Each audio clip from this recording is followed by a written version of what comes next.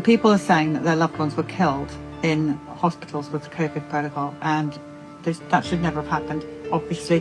Do you believe them? 100%. I knew they were killing people. I knew they were killing people in the hospital. I would cry myself to sleep at night, even thinking about giving my speech today. Sorry. There was so much death. It was almost unbearable. Hospitals became the place where people go to die instead of the place where people go to get better. They separated newborns from their moms. They let people die alone without being able to say goodbye. They drugged them and they strapped them down, and people died without being able to say goodbye to their family. Some of them just got a phone call, and that had never happened before the COVID protocol rolled out in 2020. So yeah, when they say they killed people, I agree with them. Thank God for those brave nurses that spoke about the disgustingness that went on in the hospital, because they really validated what the parents and the people who lost loved ones were saying. Many lost their licenses. I'm told they would never work in the healthcare again because of spreading misinformation, but they were just telling us simply what they saw. I really think about the heroes who worked inside the hospitals who helped us. And some of them actually snuck patients out the back door of the hospitals. And the nurses knew, because the doctor would write candidate for LTC at the top of the chart.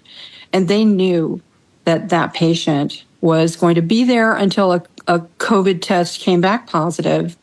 And that patient was going to end up on remdesivir and probably dialysis and a ventilator and would die.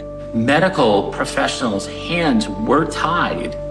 Those that wanted to save lives were leaving the hospitals in droves. They couldn't do that. And I just made up my mind, if we had any more COVID patients in the hospital, that I would treat them, not with remdesivir, but with this MATH Plus protocol. So that's what I did on early December 21. We had 3 new patients that showed up, probably had the Omicron, but I decided to not give them remdesivir, and I was terminated that day. They have vilified nurses and doctors who stood up like me and reported the wrong and stood against these mandates. I can't remain silent. I feel that would be a disservice to my patients and to our fellow citizens. Now we are left with medical facilities full of people who don't have a backbone to stand up and do the right thing.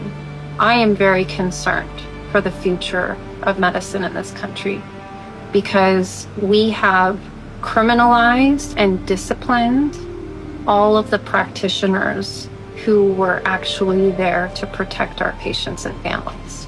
I was inundated with people for treatment, and when the first calls came, I heard God say that I was going to do this for His glory, and I was not going to take any payment. This whole 3-year thing was like a nightmare, but in my case as a doctor, it was really almost like fulfilling a calling, because it needed to be treated, and doctors were not treating COVID. And that's really how I think I got involved, and I realized that, hey, this is your real purpose in being a doctor. Thanksgiving Day, 2022, a nurse called me from that hospital and said, I'm getting ready to take this patient down to X-ray, and I've instructed him to, when I leave him in the chair there by that back door, I'm going to conveniently forget his records, and I've called his family, and they're going to take him.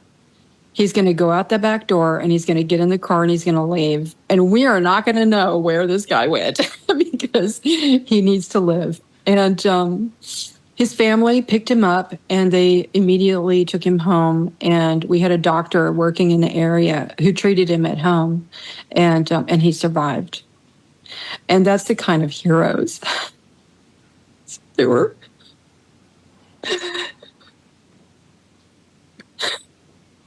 some of these people working in the hospitals were not the evil ones that everybody depicts, everybody working in hospitals. They were actually helping us. They were just heroes. They were absolute heroes. So the reason that we're doing this documentary, that you're watching this documentary right now, is because of these people.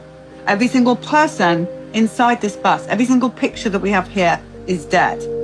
They're killed by either the COVID shot, an approved shot, vaccination, or by the hospital protocol deaths. And it's because of them that they took one for the team that we know better and will do better as we go forward. So this is just a fraction, this death in here, of what is out there. We've only just started to unravel the real count of death. So much death in America and around the world. So much death.